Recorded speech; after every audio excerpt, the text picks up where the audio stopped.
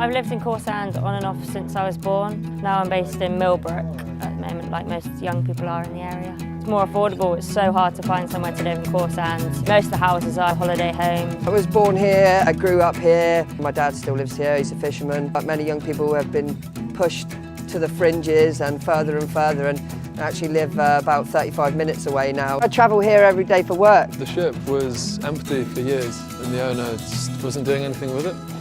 And then in 2013, the whole place burned down. It was like a massive fire. Since then, it's just been this empty shell, really, that you can kind of see from the top. And in like this amazing village, it's just such a waste being empty. But now it's under community ownership, which is amazing.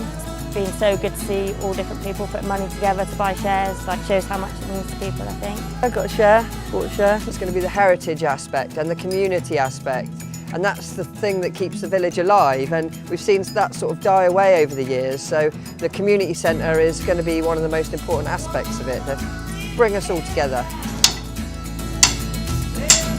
The old ship is an extraordinary opportunity which doesn't come up very often in a village like this. The housing's desperately needed, but in addition, the old ship is an eyesore. It's a wreck in the middle of a beautiful place. We can turn it into something wonderful and remove that horrible eyesore.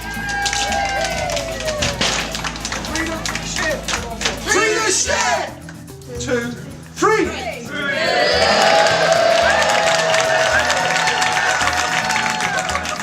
Come on in!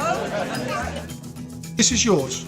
The people who've put money in and the people who belong in this village and the people there, this is your place now. We will not be selling. We only buy, we don't sell. This is staying in this community. The bar is going back where it was.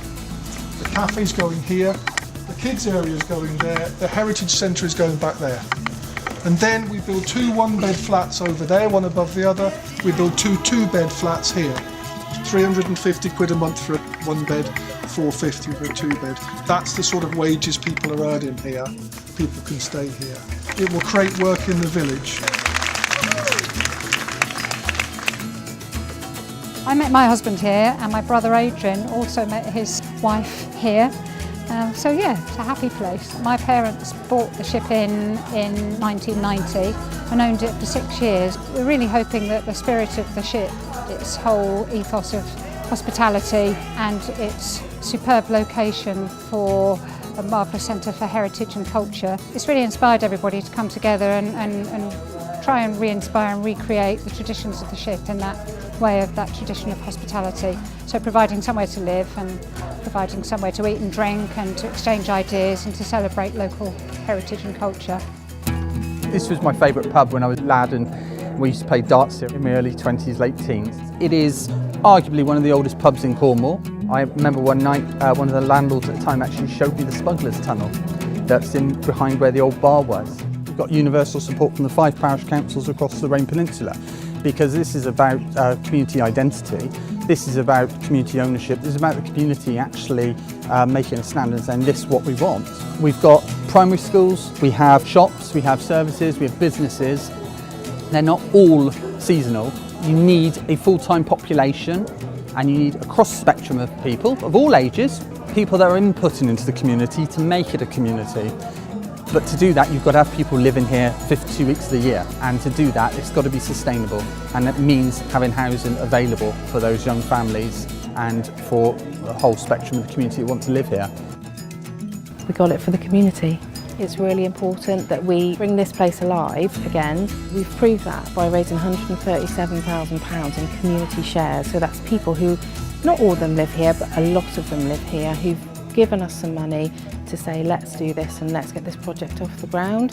So let's give something back to the community, you know, let's make this a place that you can come, you can meet your friends, you can chat. It's a social place that, you know, will be really key and important. We did it. We arranged the community shares, we got the support, we pulled it together and we bought this site. We've done the first things, we've cleared some of the cliffs so we know about the safety work. We've got the designs coming together.